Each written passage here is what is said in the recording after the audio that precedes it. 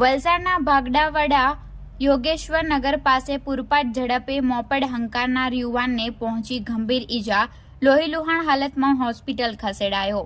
તારીખ 29 મે બુધવારના રોજ 2 કલાકના અરસામાં બનેલી ઘટનાની મળતી માહિતી મુજબ વલસાડમાં પૂરપાટ ઝડપે વાહન હંકારવું યુવાનને ભારે પડ્યું છે, જેમાં ફૂલ સ્પીડમાં પોતાની મોપેડ હંકારવાના ચક્કરમાં યુવાને બમ્પર કુદાવ્યું હતું, જેને લઈ મોપેડનું બેલેન્સ નહીં જળવાતા મોપેડ સ્લીપ થઈ જતા યુવાનને મોઢાના ભાગે ગંભીર ઈજાઓ પહોંચી હતી।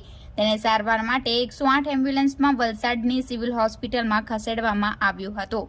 આ અકસ્માતની સ્થળ પરથી મળતી વધુ વિગતો મુજબ વલસાડના અમિત હોસ્પિટલ નજીક રહેતો ગિરીશ કેશવભાઈ સાસિયા, ઉંમર વર્ષ 31 અને તેનો મિત્ર અક્ષેશ મોપેડ નંબર GJ15DH 3084 પર પૂરપાટ ઝડપે ભાગડાવાડા ગ્રામ પંચાયત તરફથી આવી રહ્યા હતા।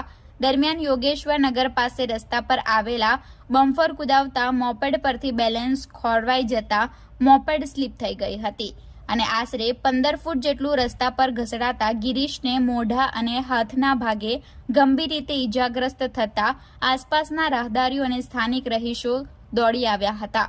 તાત્કાલિક 108 એમ્બ્યુલન્સને બોલાવી ગિરીશભાઈને વલસાડની સિવિલ હોસ્પિટલમાં સારવાર માટે ખસેડવામાં આવ્યા હતા। હાલ તેની હાલત ગંભીર જાણવા મળી રહી છે, ત્યારે પૂરપાટ ઝડપે વાહન હંકારનારાઓ આવા બનાવો જોઈને સુધરે તો ઘણા નિર્દોષોના જીવ બચે અને અકસ્માત થતા અટકી શકે તેમ છે।